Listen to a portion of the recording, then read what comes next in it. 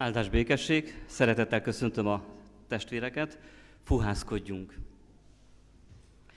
Kegyelem néktek és békesség Istentől, ami atyánktól, és az ő egyszülött fiától, ami Urunktól, az Úr Jézus Krisztustól. Amen. Kedves testvérek, eszembe jut a tanévnyitó istentiszteleten is, kereszteléssel kezdtük, valahogy így szerveződött, így alakult, hogy a mai alkalommal is, amikor az elsős diákok fogadalmat tesznek, szintén keresztelés az, aminek a kiszolgáltatására sor kerül. Fekete Natália Viktória leánygyermek az, akit meg fogunk keresztelni. Keresztelésre készülve a 412-es számú éneket keressük meg. 412-es számú ének második versszakát énekeljük így fennállva. Nem éltem még a földszínén, te értem, megszülettél.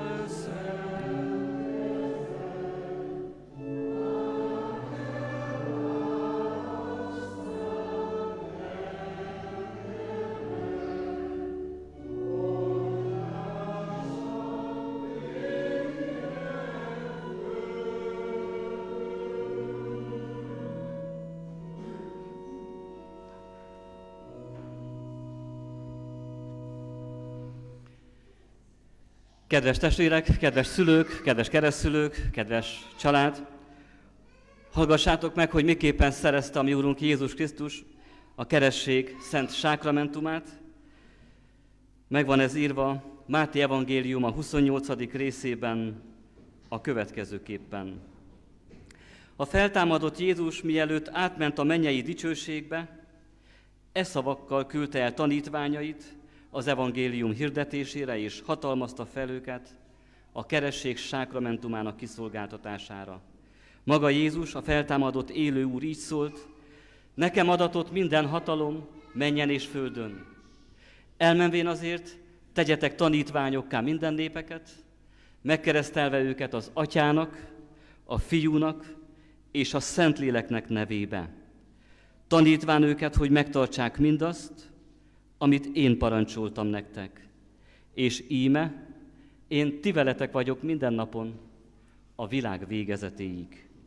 Amen. Egy nagyon rövid igehirdetés erejéig foglaljon helyet a gyülekezet. Mi pedig állunk. Kérnek széket, vagy jó ez így? Jó így. Kedves szülők, kedves keresztszülők, kedves testvérek! Nagy a kérdés, amikor a keresztelés sákramentumának a kiszolgálására kerül sor. Nagy a kérdés bennem, és foglalkoztat az a kérdés, hogy vajon miért dönt úgy egy család, hogy kéri a keresztség sákramentumát? Mi az, ami ebből nekik fontos? A tradíció? A nagymama erőszakossága? A nyomás? Hogy már pedig meg kell keresztelni a gyermeket? Vagy pedig valamilyen misztikus elvárás van bennünk a kereszteléssel kapcsolatban? Mi motivál bennünket arra, hogy kérjük az egyházat, kérjük a gyülekezet lelkészét arra, hogy keresztelje meg a kisgyermekünket? És mindig, amikor így elérkezik hozzám bármelyik család, akkor elkezdünk erről beszélgetni. Nyilván van erről egy felkészítő alkalom is, és mindig megbeszéljük azt, hogy nincs ereje akkor a keresztségnek, hogyha a hagyomány, a tradíció, a szokás, vagy éppen a nagymamai szó az, ami bennünket arra kényszerít, hogy így döntsünk. Amikor kiszolgáltatja a gyülekezet közösségében a lelki pásztor a keresség sákramentumát, akkor lényegében nem egy szokásnak enged. Így szoktuk, ilyen volt az elmúlt 500 év, vagy ilyen volt az elmúlt 2000 év, ezt tanultuk az elődeinktől, ezért gyakoroljuk ezt, hanem nem egy tradíciónak engedünk, hanem minek? Semminek, hanem valakinek, Jézus Krisztusnak.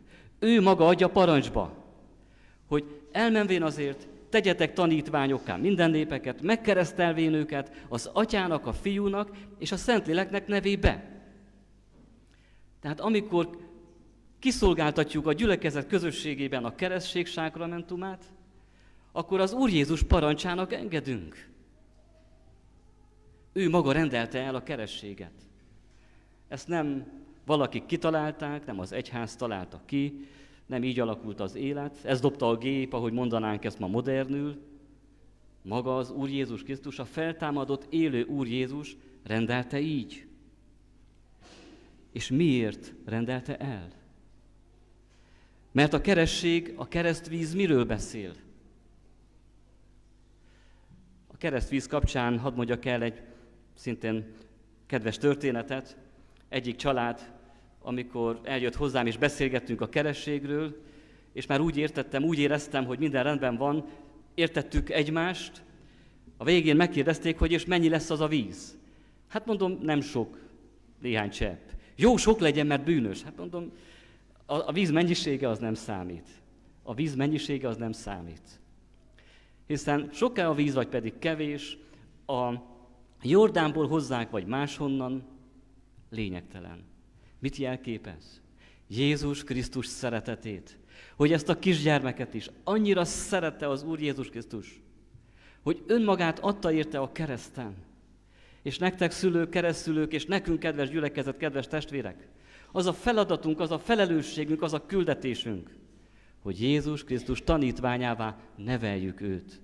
Úgy nevelitek, úgy neveltetitek, hogy ő is megismerje az élő, feltámadott Úr Jézus Krisztust. A keresztvíz elpecsételést jelent.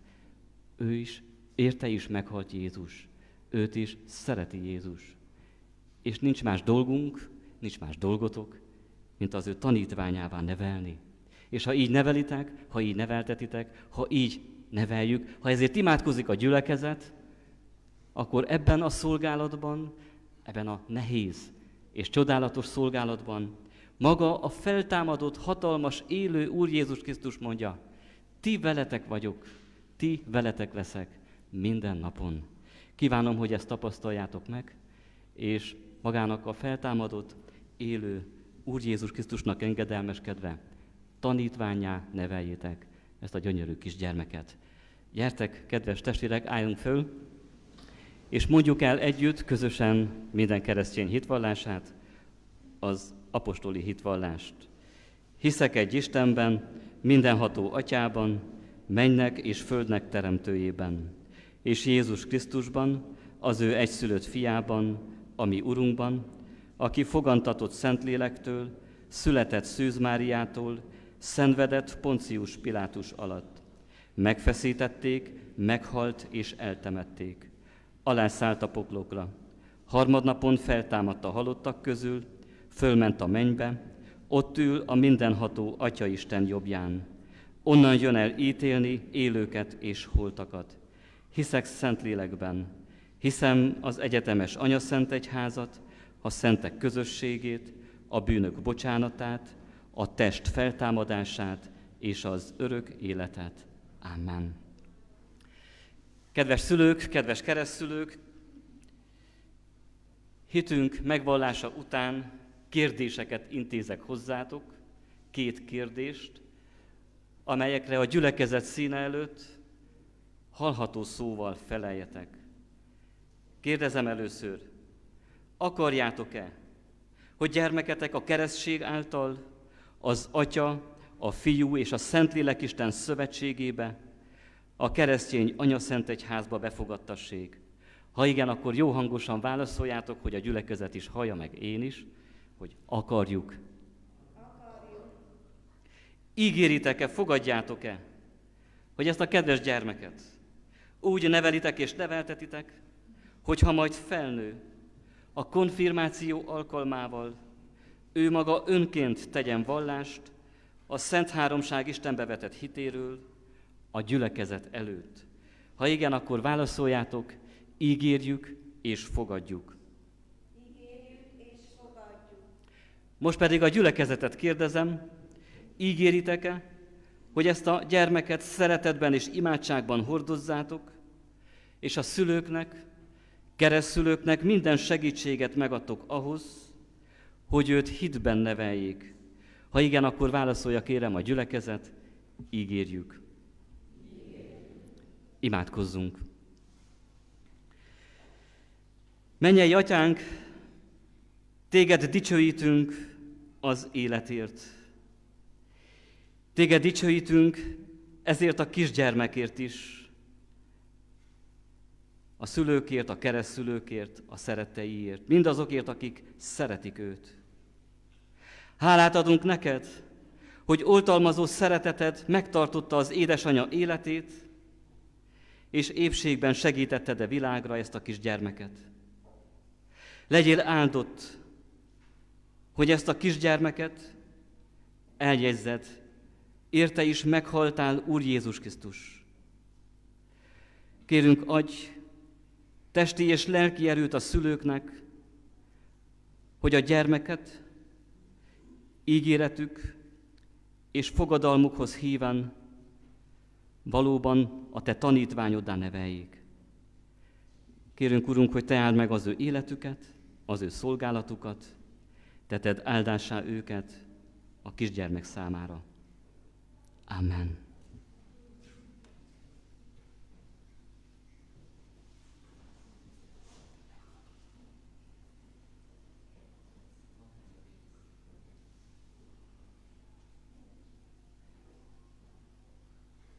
Natália Viktória, én keresztelek téged az Atyának, a Fiúnak és a Szentléleknek nevében.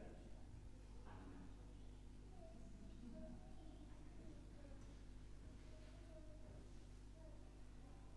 Szeretett kedves gyermek, Natália Viktória, az Úr áldjon és ő téged. Világosítsa meg az Úr az ő orcáját te rajtad, és ő könyörüljön te rajtad. Fordítsa az Úr az ő orcáját te rajtad, ő adjon te néked békességet, áldott növekedést. Amen. Forduljanak a gyülekezet felé. És most pedig a 134. Zsoltár 3. versszakával kérjük áldást a szülőkre, a keresztszülőkre, erre a kisgyermekre, mindnyájunkra.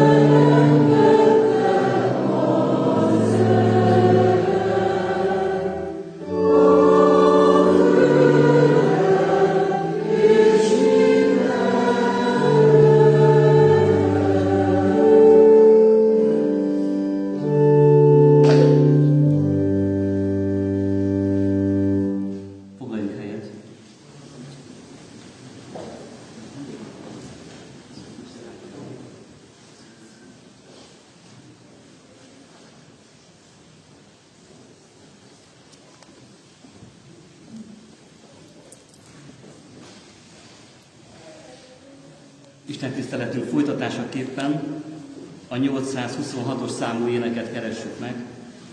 826-os számú ének első és második versszakát énekeljük. Isten élő lelke jöjj, áldva szállj.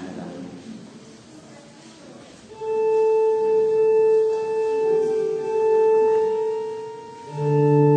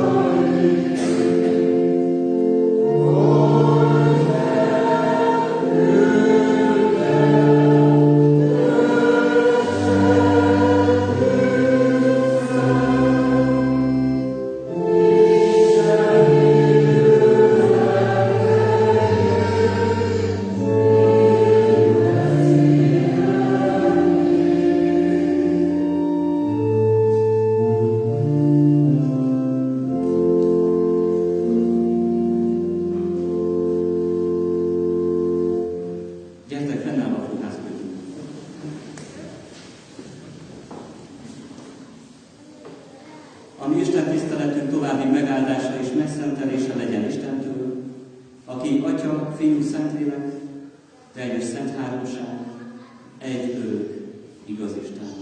Amen.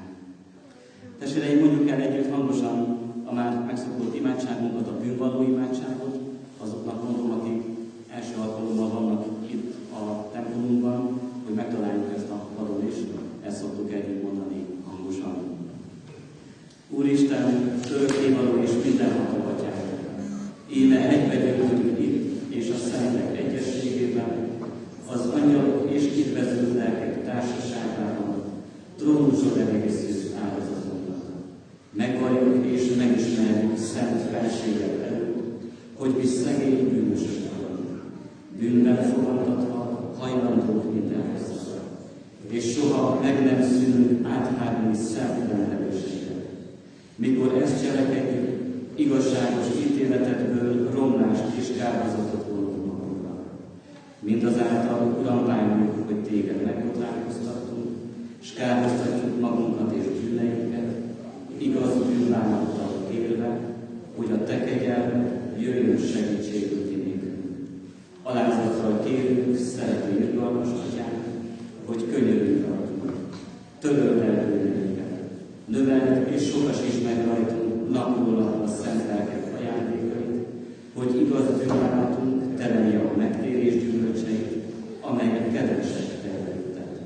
Vallást teszünk azért a te színed előtt, hogy egyszülött fiaddal, a mi Úrunk Jézus Krisztusba vetjük egyedül hitünket és reménységünket, bizonyosak lévén afelől, hogy hitáltal részesei lehetünk a te benne kijelentett kegyelmednek, melyet adj meg nekünk és az örökké valóságban, az ő nevéért.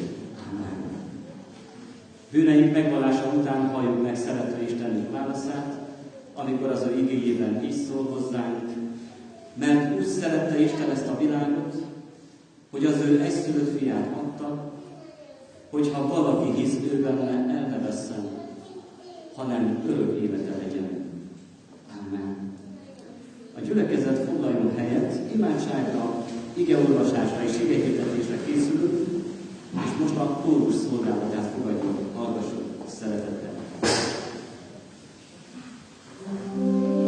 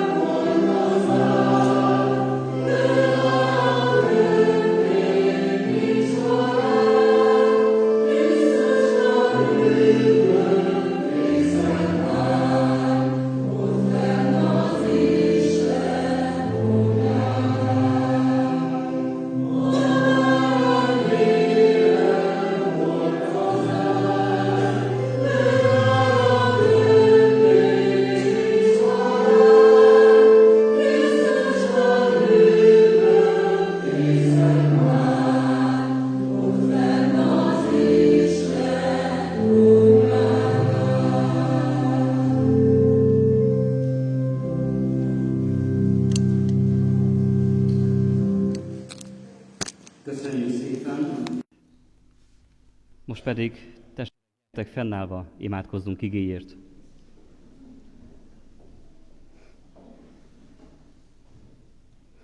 Mennyei Atyánk az Úr Jézus Krisztusban, ezen a mai vasárnap reggelen is jöttünk Téged dicsérni, magasztalni, dicsőíteni, imádni. Jöttünk magasztalni Téged. Szégyenkezve bevalljuk, hogy sokszor még a Te létedben is kételkedünk, kezünkben a Bibliával. Sokszor kétségbe vonjuk, hogy Te mindent jól, bölcsen, javunkra cselekszel. Köszönjük neked, hogy Te szerető atyánk vagy, és áldunk Téged, hogy Te nem mondtál le rólunk, hogy Te keresed a szívünket ma is. Meg akarsz szólítani. Urunk, Te tudod, hogy hogyan érkeztünk ebbe a hajlékba ma. Van, aki messziről, távolról, és ki közelről. Te tudod, hogy mi az, ami nyomaszt bennünket. Mi az, ami terhel. Mi az, amit hozunk a múlt hétből, és nem tudunk elengedni. Kérünk Téged, Urunk, szabadító Úr Jézus Krisztus, hogy Te szabadíts meg, Te tedd szabaddá szívünket. Te tedd szabaddá szívünket a Te ígéd befogadására, hogy az lehessen jó föld, és teremjen a mindennapokban, ezen a héten is, sok és áldott gyümölcsöt, 3-szor szent neved dicsőségére. Amen. Isten igéjét az apostolok cselekedeteiről írott könyvből fogjuk hallani. Az apostolok cselekedeteiről írott könyv 19. részéből az első 7 verset, és most a textust Szabó Lovas Anna testvérünk fogja felolvasni, fennállva figyeljünk az igére.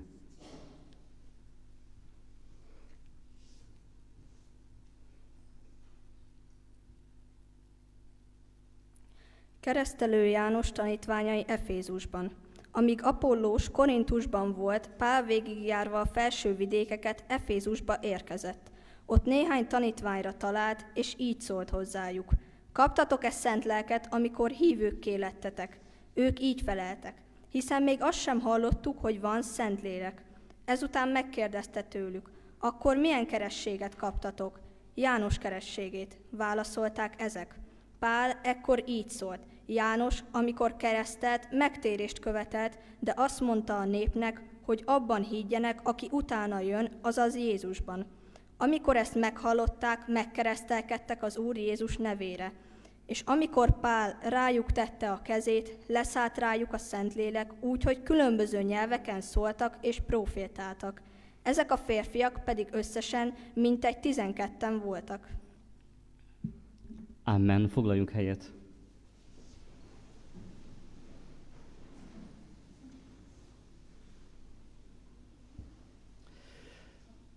Talán pünkösd alkalmával sok alkalommal hallottatok már erről a textusról, erről az igehelyről, igehirdetést. Jelentem, hogy nem pünkösd van, nem is pünkösdi igehirdetés következik, de hát hónapokkal ezelőtt elkezdtük az apostolok cselekedeteiről írott könyvet, és most tartunk ott, hogy emlékeztek, annak idején bejelentettem, hogy nem csak a Klapkatéren lehet az apostolok cselekedeteiről igehirdetést hallgatni, hanem ami a textus itt, az egy másik budapesti gyülekezetben szintén textus, és tegnap egyeztettük össze a lelkipásztor testvéremmel, hogy hol tart ő, és hol tartunk mi. Így hát még egy másik budapesti gyülekezetben ez a rész a textusunk. Megérkezik tehát Pál apostol Efézusba, és ott talál egy kis gyülekezetet, ahogy hallottuk, 12-en vannak.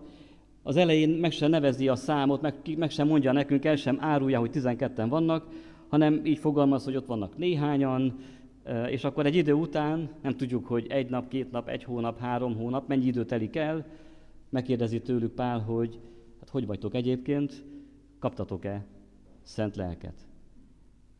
Azt mondják erre válaszképpen, hogy hát az meg micsoda. Azt se tudtuk, hogy létezik. Valami új dolog ez? Mi ez? És akkor nyilván Pál elmondja, és kapnak szent lelket. Amikor ezt a történetet a mai alkalomra készülve elolvastam, és az volt bennem a kérdés, hogy mi az, amit hozhatok ide hozzátok, egy több mint 10 évvel ezelőtti történet jutott eszembe. Talán 11 éve volt, amikor az M6-os autópályán Magor öcsémmel haladtunk a Corollával, és szokás szerint én vezettem, mert egyrészt szeretek vezetni, meg nehezen adom át a kormányt másnak, és úgy üljek egy autóban. Megteszem nyilván, de ez egy picit úgy nekem nehezemre esik. És megyünk, nyomom a gázt, megy az autó, minden rendben, és egyszer csak úgy érzem, hogy nincs erő az autóban. Nézem a lámpákat, minden rendben, de fogy az erő az autóból, és egyszer csak úgy érzem azt, hogy csak a lendület visz bennünket. Meghalt.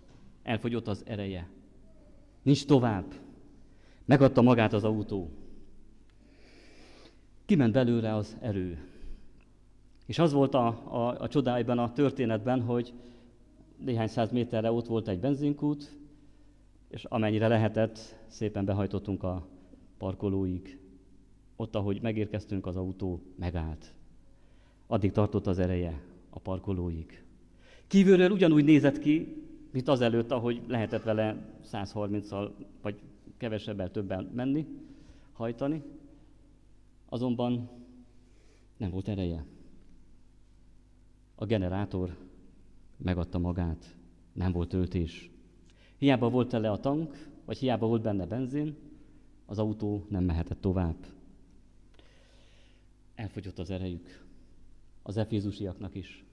Valahogy így jártak, hogy elindultak lelkesen, hogy ők szeretnének hívő életet élni, szeretnének ők valóban Isten útján járni, szeretnének ők erkölcsösebbek lenni, szeretnének ők jobb emberek lenni, mert mégis az Isten jó, az Isten adta a 10 parancsolatot, és egy idő után elfogy a lelkesedés, elfogy a kedv, elfogy az öröm, elfogy a szeretet, és így ebben az állapotukban ott vannak Efézusban,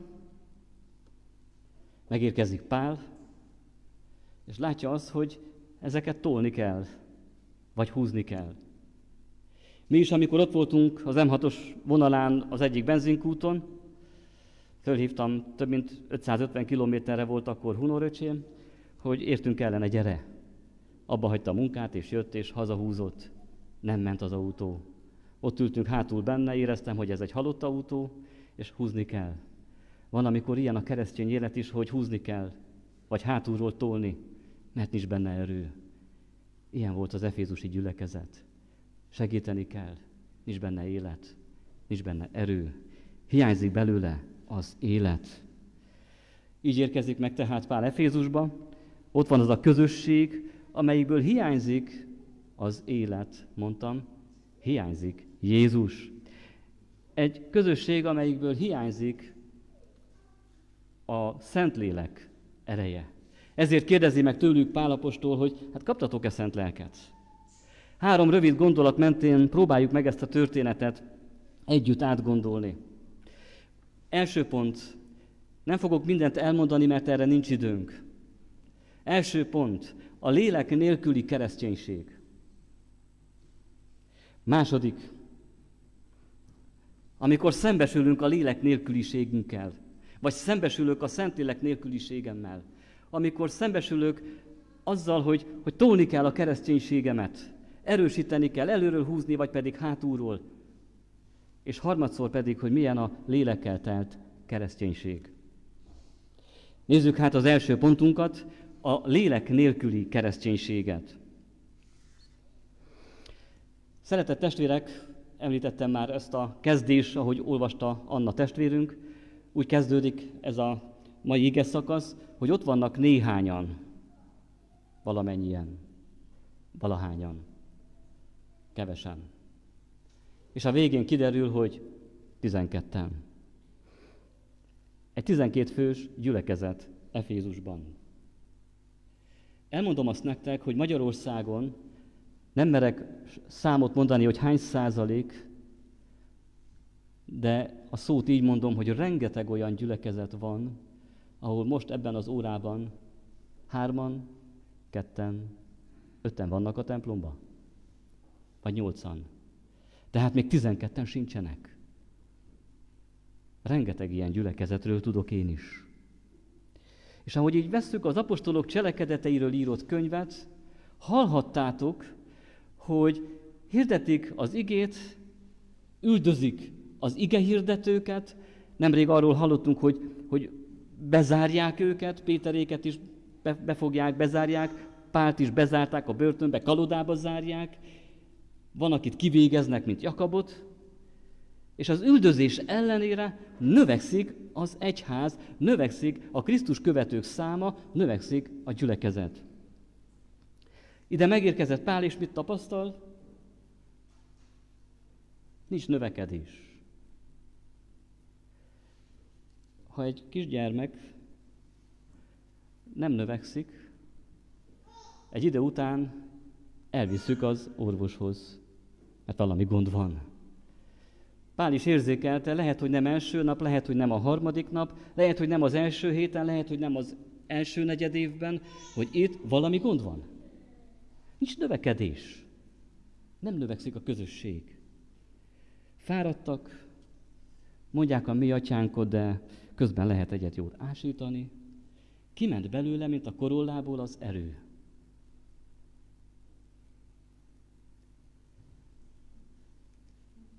Egyszerűen belefáradtak.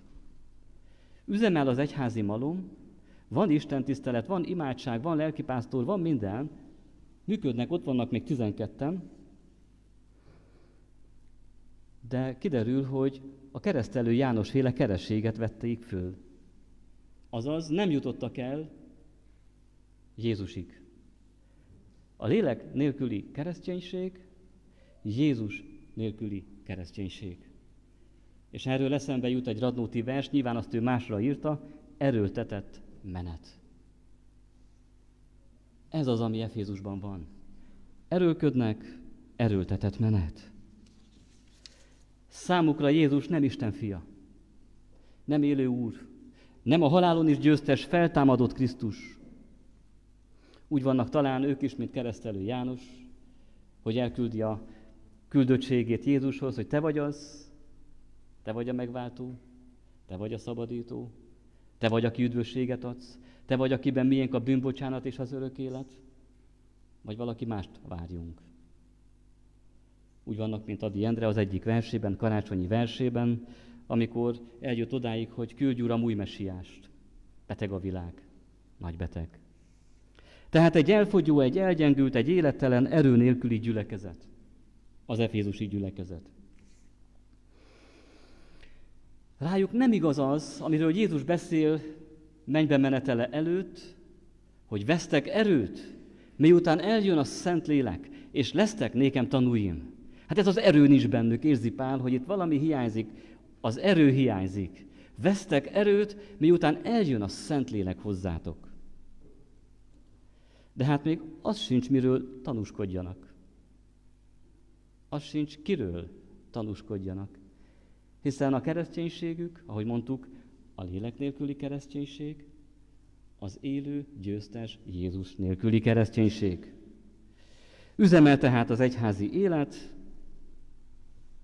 de ez az az állapot, amiről azt mondja a Jelenések könyvében maga Jézus, az a neved, hogy élsz, van adószámod, van papod, van minden, de halott vagy. Ezt tapasztalja Pál Efézusban. És elérkezünk a szembesítő kérdéshez. Megkérdezi, kaptatok-e szent lelket? Kaptatok-e szent lelket? Pünkösd előtti gyülekezet vagytok, vagy pünkösd utáni gyülekezet? Nem mindegy. Van generátor, vagy nincs generátor? Nem mindegy. És így szólt hozzájuk, kaptatok-e szent lelket, amikor hívőké lettetek? Ők így feleltek, hiszen még azt sem hallottuk, hogy van szent lélek. Ezután megkérdezte tőlük, akkor milyen kerességet kaptatok? János kerességét válaszolták ezek. Nem mindegy tehát, hogy van-e erőforrás, vagy nincs erőforrás. Van tűz, vagy nincs tűz? Van élet, vagy nincs élet? Van Jézus, vagy nincs? Lehet Jézus nélkül is imádkozni. Lehet Jézus nélkül is prédikálni. Lehet Jézus nélkül is törekedni egy erkölcsös, tisztességes, becsületes életre.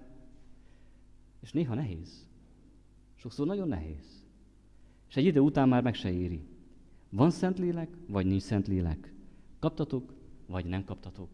Kérdezi Pál. Önsanyargatás, amit csináltok, van jobb? Ezért kérdezi Pál. Az, ahogy ti élitek a keresztény életeteket, az önsanyargatás. Próbáltok egyre több törvényt betartani, próbáltok egyre több igének megfelelni, próbáljátok egyre inkább betartani a 10 parancsolatot, de soha nem sikerül. Önsanyargatás. Hiába való.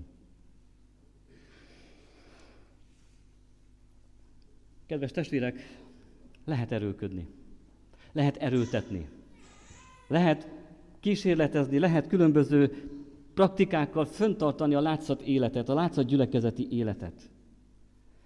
De azért kérdezi meg Pál a gyülekezetet, ott Efézusban, hogy életre sokkolja őket. Hogy életre sokkolja őket. Lássák be azt, hogy gond van. Hiányzik a Szentlélek. Nem elég, ha tudom azt, hogy bűnös vagyok. Nem elég, ha tudom azt, hogy van az Isten, aki teremtett, és aki tisztelni kell. Vagy tisztelni érdemes. Az Isten tisztelet nem emberi törekvés eredménye. Nem különböző kulturális és vallásos, vagy vallásos mázzal átitatott különböző programok azok, amikből összeáll a keresztény élet. A keresztény élet az nem a mi munkánk, hanem Isten lelkének a munkája. A keresztény élet az nem a mi munkánk, hanem Isten lelkének a munkája. Szeretett testvérek, engedjük, hogy megkérdezzen bennünket is az ige. Kaptatok-e? Kaptál-e? Kaptam-e szent lelket? Van erőforrásod? Van Jézusod? Tudod, hogy mit tett érted a kereszten? Hiszed? Mit jelent ez neked? Mit jelent ez nekem? Jézus nélküli a kereszténységet? Vagy Jézusod van neked, aki él és győzött a halálon? Ők őszinte választották. Elmondták azt, hogy azt sem tudjuk, hogy létezik. Lehet őszinte választ adni. És itt kezdődik a gyógyulás. És most menjünk tovább, és figyeljük, milyen a Szentlélekkel teli gyülekezet. Pál ekkor így szólt. János, amikor keresztelt, megtérést követelt, de azt mondta a népnek, hogy abban higgyenek, aki utánam jön, azaz Jézusban. Amikor ezt meghallották, megkeresztelkedtek az Úr Jézus nevére. És amikor Pál rájuk tette a kezét, leszállt rájuk a Szentlélek. Talán most hallják először, hogy van Jézus, van megváltó, van megoldás, van szabadító. Nem kell erőltetni, nem kell erőlködni, hanem engedhetjük, hogy vezessen a lélek. Van Jézus, akiben enyém a bűnbocsánat, és enyém az örök élet. Nem lesz. Tudom, vannak néhányan, akik így gondolják, hogy lesz. Nem lesz. Van. Jézusban ez most elérhető. Jézusban ez most a tiéd. Jézusban ez most enyém lehet. De hogy lehet szent lelket kapni? Tegyük föl ezt a kérdést. Testvérek, egyik alkalommal Jézus arról beszél, hogy nincsen olyan szülő, ugye nincs ilyen szülő, akinek a gyereke, ha ételt, kenyeret kér, Jézusnak a példája ilyen erős, ezért mondom így, ha a gyereket kenyeret kér, ételt kér, szendvicset kér, akkor kígyót adsz neki. Erre mondja Jézus tovább, ha ti, és ez nagyon fáj, amit Jézus mond, gonosz létetekre tudtok jó ajándékot adni a gyermekeiteknek, mennyivel inkább ad a ti mennyei atyátok, na micsodát, szent lelket azoknak, akik kérik tőle. Lehet kérni, lehet érte imádkozni, sőt, meg lehet keresni a lelkészt, és lehet erről beszélgetni. Ezek az efézusiak eddig csak a hit emberi oldalát, az erőltetett menet oldalát ismerték. Ismerték talán a bűnbánatot, az erkölcsös igyekezetet, és most megértették, hogy nem az számít, amit én teszek, az nem számít semmit, hanem az számít, amit ő tesz. Sőt, az számít, amit ő tett. Erről szól a keresztény élet. Ez a titka. Nem az számít, hogy én hány törvényt tartottam be, napi hány órát olvasom az igét, és hogy mennyit tudok ebből kívülről. Nem ez számít, hogy mit teszek, hanem amit ő tett. És innentől kezdve, amit én teszek, az már hálából való cselekedet, hálából azért a szeretetért, hogy Jézus meghalt értem a kereszten, és megszerezte számomra a bűnbocsánatot és az örök életet. Ez számít, amit ő tett. És ez a forrás. Ez a forrás. Ez a generátor. Mondhatnám így is. Ez a Szentlélek ereje, amikor Isten cselekszik velem, bennem, közöttünk és általunk. Megkeresztelkedtek az Úr Jézus nevére. Azaz, a Jézus Krisztussal való megkeresztelkedés, a Jézus Krisztus nevébe való megkeresztelkedés azt is jelenti, hogy vége van a korábbi időnek, és eljött a kegyelem ideje. Eddig mi dolgoztunk Istenért, és most már Isten munkálkodik bennünk. Isten munkálkodik általunk. És az ilyen gyülekezet, van erőforrása, van már miről tanúbizonyságot tegyen, van kiről beszéljen, az ilyen gyülekezet növekvő gyülekezet. Mert nem ők erőltetik a menetet, hanem Isten használja őket, és ő munkálkodik bennük és általuk. Az ilyen gyülekezet az, amire Isten az ő áldását adhatja és adja is, és ez az a gyülekezet, amiről így beszél a Szentírás, most abból idézek megint, hogy és az Úr velük volt, és növelte a gyülekezetet, nakikkel, hogy minél többen legyenek. Nem. Az üdvözülőkkel, akiknek üdvössége van, akiknek Jézusa van. Mert a lélek vezette élet, győztes élet. Vesztek erőt, és lesztek nékem tanúim. Ezt kívánom. Minél többen legyetek, minél többen legyünk, minél többen legyenek határon innen és túl szerte a világon, akik vesznek erőt, és lesznek az ő tanúi. Gyertek, kérjük ezt el imádságban.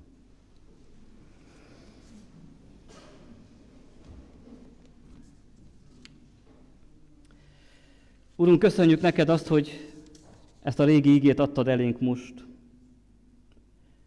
Urunk, te tudod, hogy milyen az én kereszténységem. Jól ismersz engem. Tudod, hogy erőlködöm, vagy a te lelked vezet. Jézus nélküli mindennapom, vagy pedig Jézus ura a mindennapjaimnak. Nem mindegy. És köszönjük, Urunk, hogy az efézusi gyülekezet példájával figyelmeztettél engem személy szerint, figyelmeztetsz bennünket, figyelmezteted a gyülekezetet, figyelmezteted a te mindenkori népedet, és megkérdezed, kaptatok-e szent lelket? És Urunk, hogyha úgy vagyok én itt, hogy még azt sem tudom, hogy létezik-e Szentlélek. Ahogy az efézusiakat elvezetted a Jézussal való közösségre, így vezess el engem is, így vezess el bennünket is a vele való közösségre, hogy ne Jézus nélküli, hanem Jézus uralma alatt élő közösség lehessünk. Ne Jézus nélküli legyen a kereszténységem, a hívő életem, hanem Jézus vezette élet. Vidd ezt véghez, Urunk, bennünk és közöttünk. Ámen. Fél percben tárjátok fel kéréseiteket az Úrnak.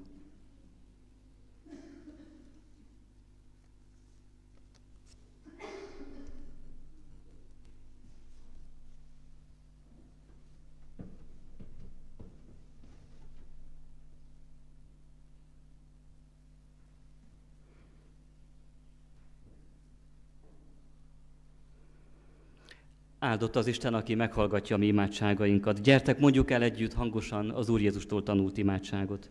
Mi atyánk, aki a mennyekben vagy, szenteltessék meg a te neved.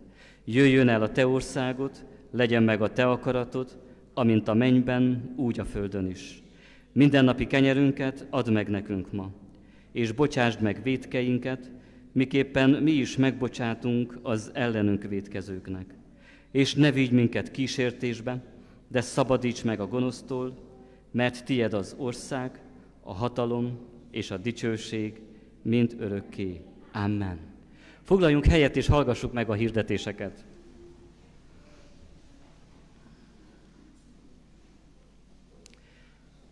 Szeretettel hirdetem a testvéreknek, hogy alkalmainkat a szokott rendben tartjuk. Baba-mama kör lesz a szokott időben, szerdán délután pedig, ahogy azt a Facebook oldalon is nyomon követhetjük, a Vasárnapi Iskolai Szövetség lesz itt közöttünk, és nem csak közöttünk, hanem a kerületi és a soroksári gyülekezetekből is érkeznek hozzánk vendégek. Aki a gyerekek közötti szolgálatban van, szeretettel hívom és várom, sőt, jöjjünk és jöjjenek, de akit érdekel a gyerekek közötti szolgálat, a fiatalok közötti szolgálat, őket is hívjuk és várjuk. Aki pedig csak kíváncsi, és van ideje, szeretettel hívjuk és várjuk. Hirdetem azt is, hogy Isten tisztelet után lent, én már jártam lent az altemplomban és megnéztem, nagyon sok finomság van. Nem maradtam sokáig, nehogy lent maradjak és ne jöjjek föl. Nem emiatt kezdődött később az Isten tisztelet. Tehát szeretettel hívjuk és várjuk a kedves testvéreket szeretett vendégségre, tehát az altemplomba. Le lehet menni lifttel, illetve bal oldalon a lépcső az oda vezet. Nem ne a kijáratot keressük, hanem lemegyünk jobbra be az altemplomba. Jó, tehát szeretettel várunk benneteket szeretett vendégségre. És még mielőtt bármi egyebet is mondanék, Évának van mondani valója, úgyhogy kérem, mondja el, amit szeretne.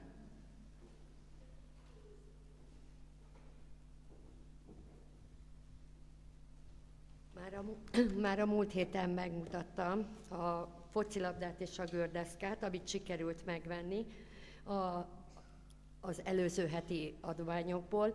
Ugye a Vácsvalóra egy karácsonyi álmot, még 4 gyermeknek tudtam vásárolni, 2 éves meg 6 éves gyerekek. A 2 éves kislány egy ilyen alvosbaba, a 2 éves kisfiú egy lenkerekes autó, és az egyik 6 éves kislány egy Barbit kért, a másik pedig egy Legót.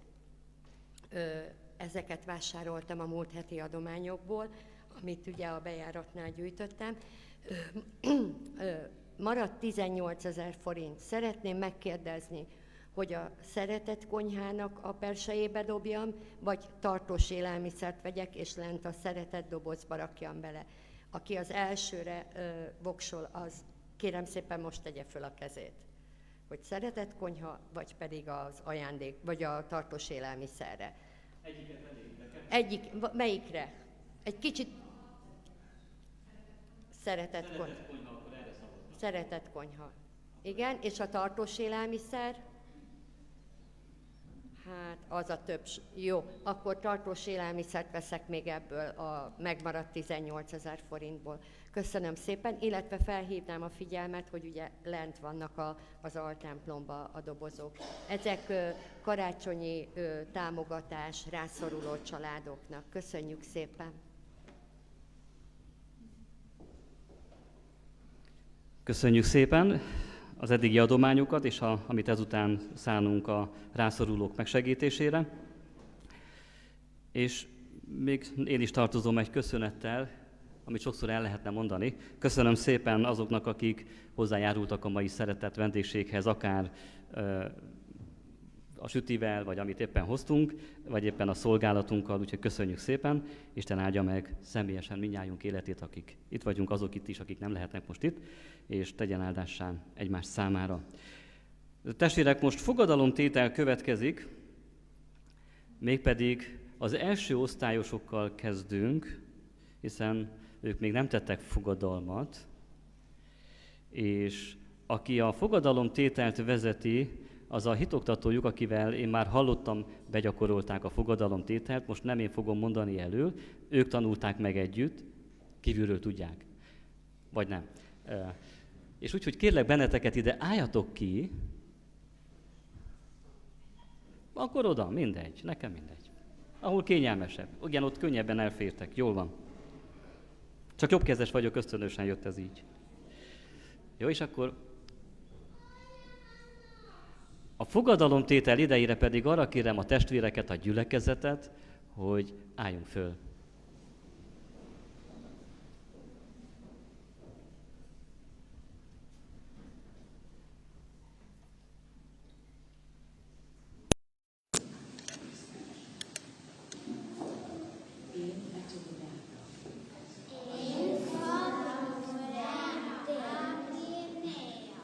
Isten és a gyülekezet színe előtt.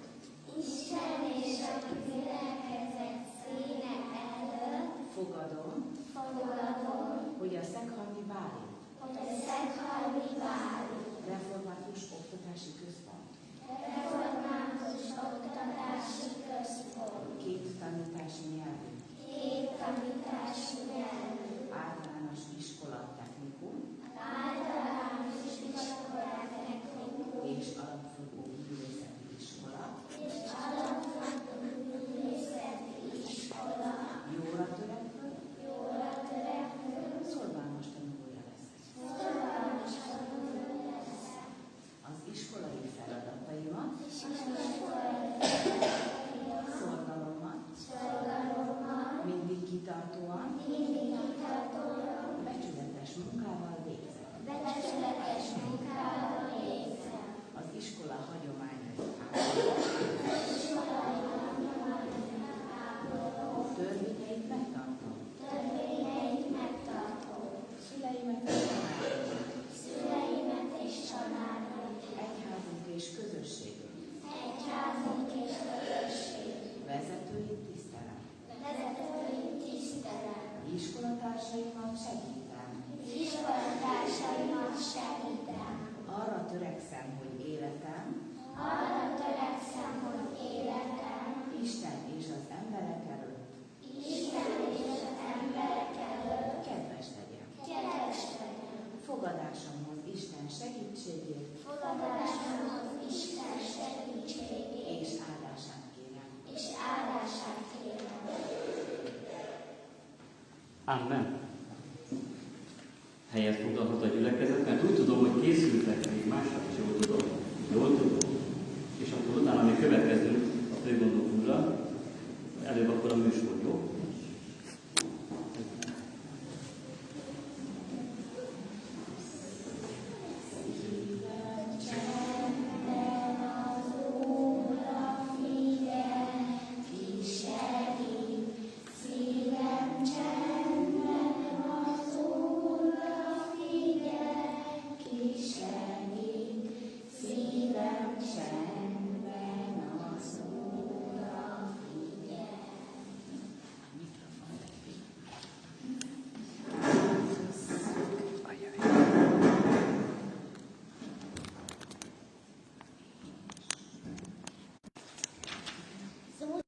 A toronyba, gyertek fiúk, lányok, az imádság hajlékába vár az Istenre.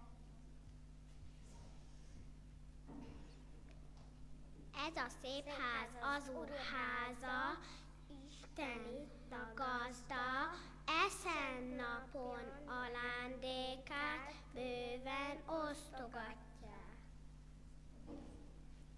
Erőt ad a megfáradtnak, nyugtalannak békét, sötétségben gyújtogatja szent igéje fényét. Ünnep van ma, szól a harang, vár az Isten rátok, imádsággal, énekszóval őt magasztaljátok.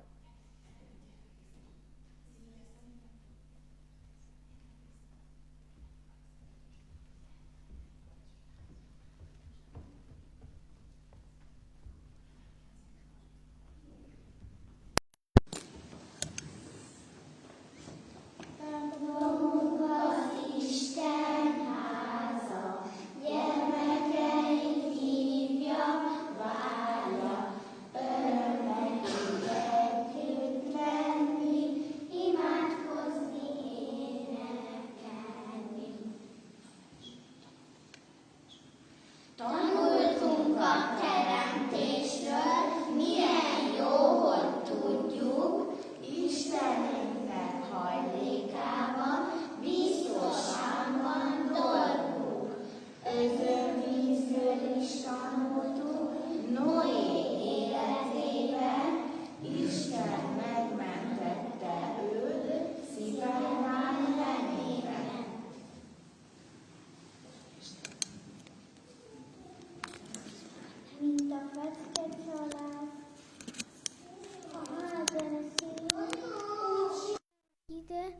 Isten közelébe.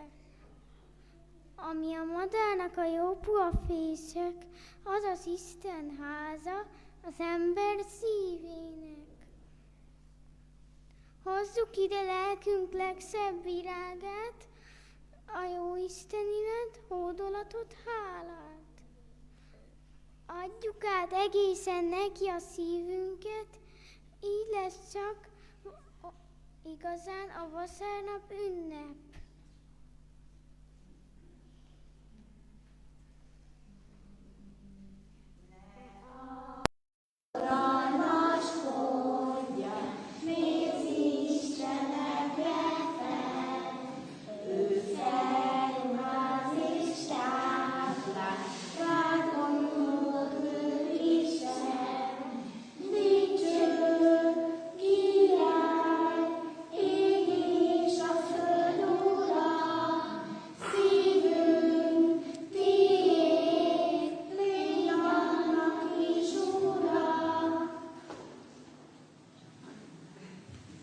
Köszönjük szépen!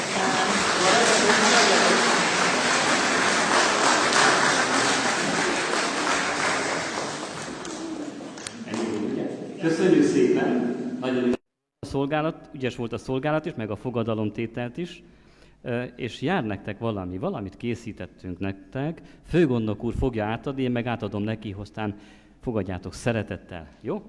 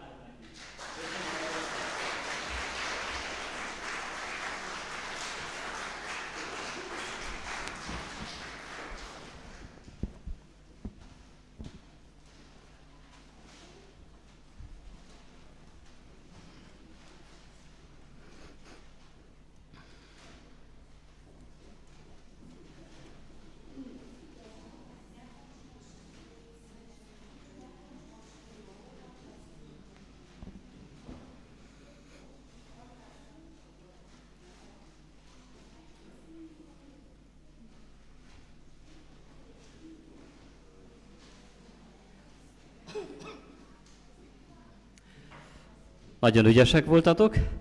Még egy kis türelmet kérünk a testvérektől. Néhány dolgot szeretnék elmondani. Ahogy hallottuk a fogadalomtételben is, lehet, hogy már mindenki tudja, lehet, hogy van, aki először hallotta, még nem érti, hogy akkor most hogy is van az iskola neve. Az intézmény 2025. szeptember 1-től valóban Szeghalmi Bálint nevét viseli. Ki is volt Szeghalmi Bálint? Aki tudja, emelje föl jobb kezét, bal kezét, mindkettőt. Ki volt Szeghalmi Bálint? Meg fogjuk tudni majd. Nyilván, mert szervezés alatt van egy névadó alkalom, amire szintén hívjuk majd a testvéreket.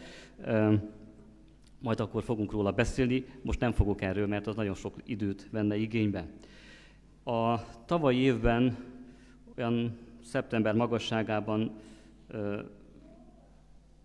indult el bennem az a gondolat, hogy jó lenne, hogyha van egy iskolai épületünk, nem fogok sokat erről beszélni, ahol 552 gyerek tanulhatna, és jelenleg kevesebb van ennél, és mit lehetne tenni annak érdekében, hogy megtöltsük az épületet diákokkal. És akkor nyilván elindult egy útkeresés, többféle megoldást próbáltunk kitalálni, és akkor arra jutottunk, hogy egyrészt lesz egy alapfokú művészeti iskola, ez már van, az általános iskola, és felmenő rendszerben szintén egy technikum, tehát érettségítés, szakmát adó intézményé szerveződik át. És akkor elindult nyilván sok beszélgetés a háttérben, erről a gyülekezetet nyilván nem kellett ebbe beavatni, és eljutottunk odáig, hogy nyár elején, májusban beadtuk az igényt, és ugye a működési engedély iránti kérelmünket, és ezt kisebb, nagyobb nehézségekkel végül is megérkezett a működési engedély. Így lett tehát az általános iskola, a Vörösmarty Mihály Református Általános Iskola, Szeghalmi Bálint Református Általános Iskola, Alapfokú Művészeti Iskola, lett technikum, és 2025. szeptember 1-től már így működik, tehát középfokú intézmény fenntartója az egyházközség. És a Facebookra kikerült egy ilyen, most ezt így nem színesben nyomtattam ki, kis meghívó, amire szeretettel hívtuk és vártuk a testvéreket, meg a szülőket, mindenkit. És az a reménységünk, hogy Isten lesz velünk a továbbiakban is. Tehát ez a Mózes második könyvéből a 33. rész 15. versét választottam vezérigéül, az én vezérigémül, és ehhez lehet csatlakozni. Ha nem jön velünk a te orcád, akkor ne is vigyél tovább bennünket. Kérdezték ott, és kérték akkor, és ott Isten népe Istent, hogy nélküled egy lépésre megyünk tovább. Ez legyen az imádságunk, imatémánk, kérésünk Istentől, hogy valóban ő járjon előttünk, ő vezessen bennünket, és minden lépés, ami történik, az szerinte való legyen, és áldás lehessen a továbbiakban is. Eddig is az volt, legyen az a továbbiakban is. Hiszen az elmúlt évek is, nagyon sok munka van azokban is, tehát nem arról van szó, hogy az elmúlt években nem dolgozott valaki, vagy nem volt valami rendben, igenis. Ugyanis tudunk egy olyat, hogy gyereklétszám is fogy, meg sok minden más oka is van ennek, hogy nem tudott megtelni az épület. Ez egy reménység arra, hogy talán meg tudjuk tölteni az épületet diákokkal. Sok munka vár ránk. A munka most kezdődik igazán. Mármint abban, hogy ezt az új intézmény struktúrát, ezt a többcélú köznevelési intézmény valóban élő intézményé váljon, tehát hogy valóban azokat a reményeket, amit hozzáfűzünk, azokat beváltsa. És menet közben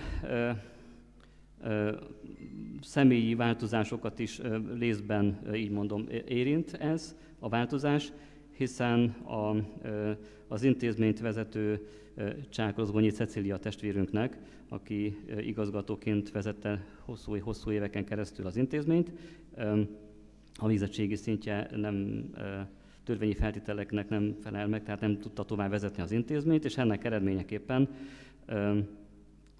az intézmény főigazgatója, dr. László Vilmos Csongor, aki itt van most közöttünk, ő fog néhány szót majd szólni, de még mielőtt erre sor kerülne, arra kérem azokat a tanárokat, akik 2025. szeptember 1-től tanítóként, pedagógusként kezdték meg a szolgálatukat a Szeghalmi Bálint Református Oktatási Központban, főigazgatóról együtt ide álljanak, és ők is fogadalmat fognak tenni, és a fogadalomtétel idejére kérem a gyülekezetet szintén, hogy álljunk föl.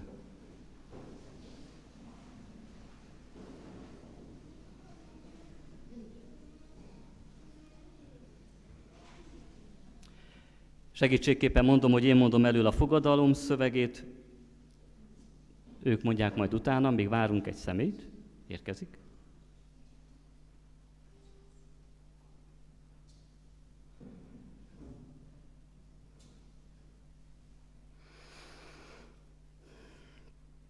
Előtte imádkozzunk.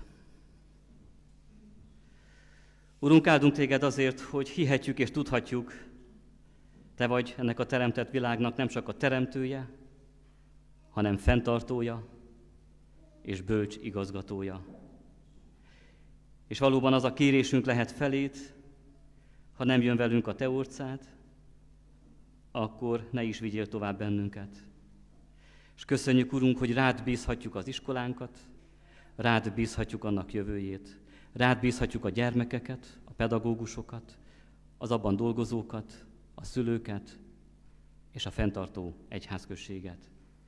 Urunk, kérünk, hogy te áldj meg bennünket a továbbiakban is, te tedd a Szeghalmi Bálint Református Oktatási Központot sóvá, világossággá, hegyre épített várossá, hogy látva, ami abban történik, a továbbiakban is szolgálja háromszor szent neved dicsőségét.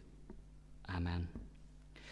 Most pedig arra kérem a tanár urakat, hogy mondják utánam a fogadalom szövegét. Én a Magyar Református Egyház tanára, a Szent Háromság Isten színe előtt fogadom, hogy hivatásomat, legjobb tudásom, lelkiismeretem, felelősségem és erőm szerint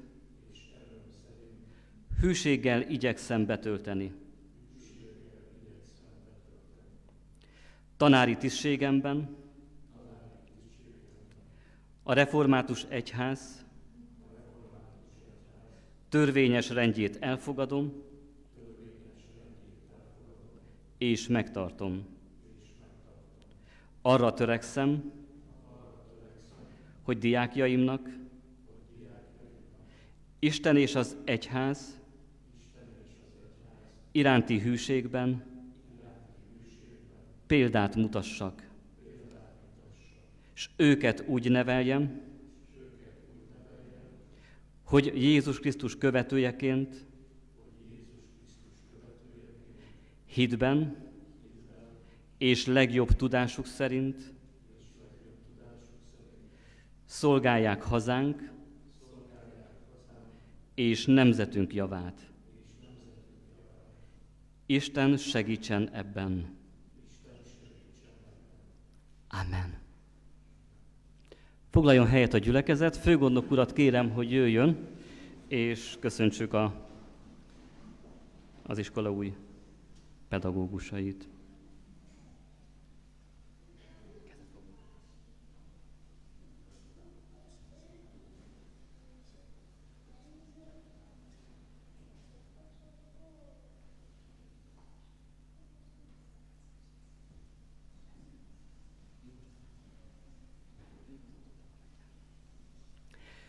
Most pedig fogadjuk szeretettel köszöntő szavait dr. László Vilmos Csongor főigazgató úrnak.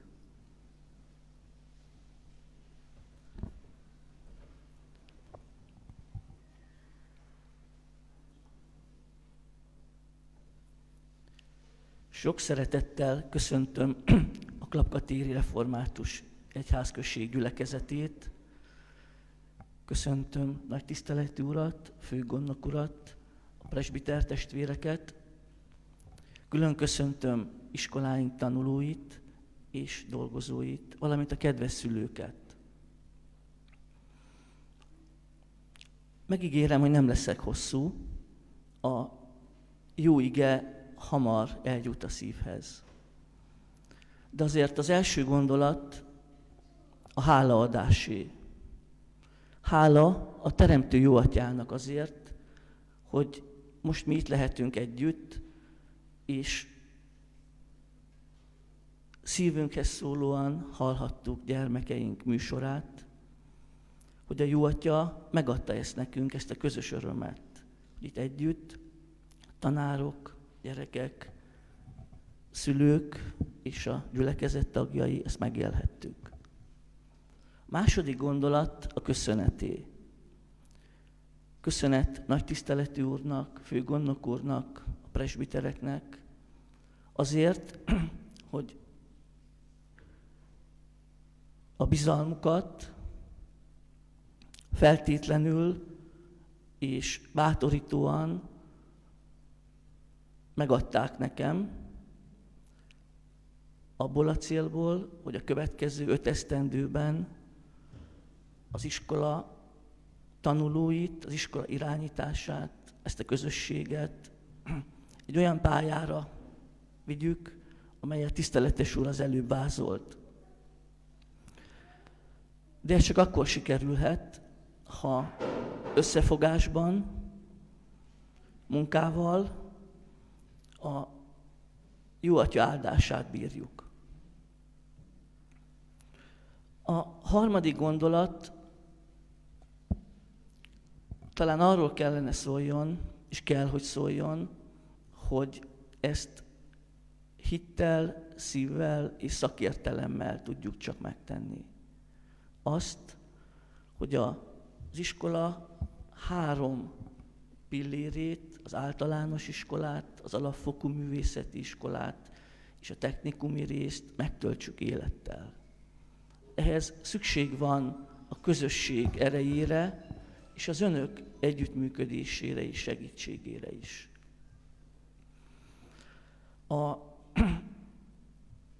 Az iskola talán az elmúlt időszakban, az elmúlt években a 7 szűk esztendőt élte meg.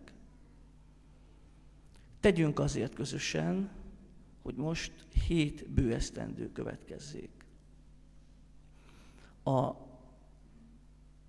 Talán azt szeretném a gyülekezet szívére helyezni, körülbelül 2 évtizeddel ezelőtt Lakitelken voltam egy konferencián, talán Lezsák Sándor tartotta, és ott egy olyan gondolattal találkoztam, ami azóta is a vezetői pályámat meghatározza, és ezt megosztanám önökkel.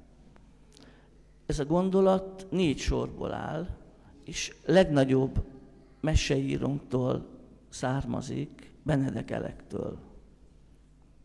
És így szól: Jézus tanítványa voltam, gyermekekhez lehajoltam, a szívemhez felemeltem, szeretetre így neveltem.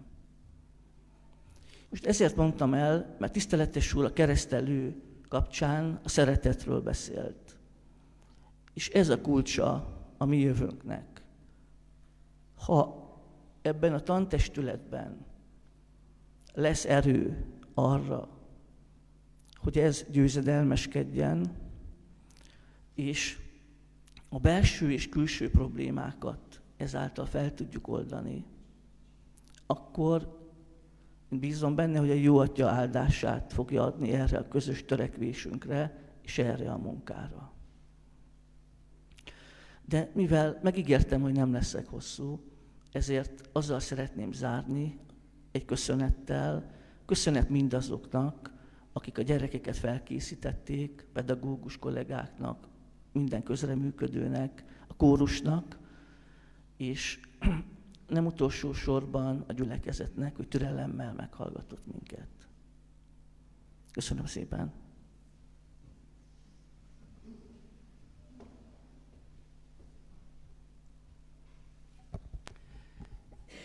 Köszönjük szépen!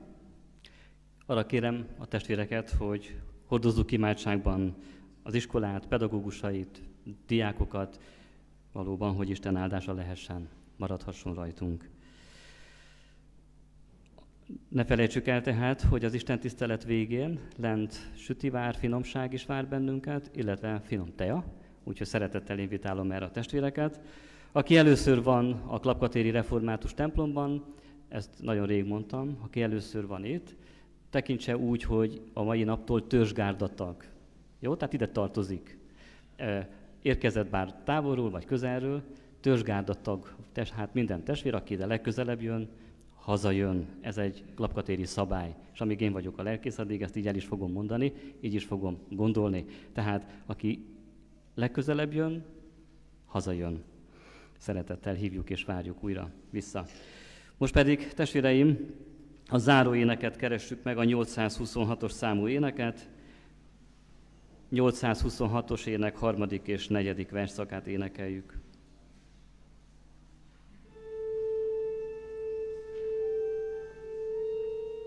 Amen.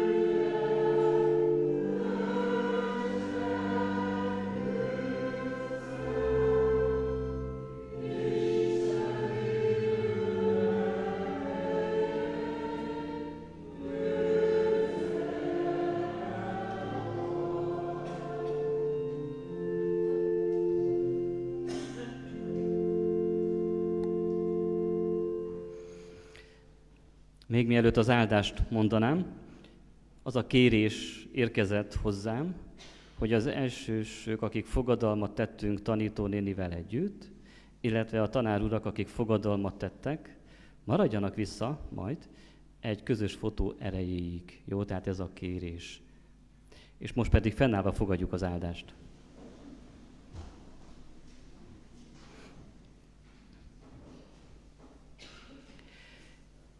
Istennek népe, az Úr áldjon és őrizzen meg téged.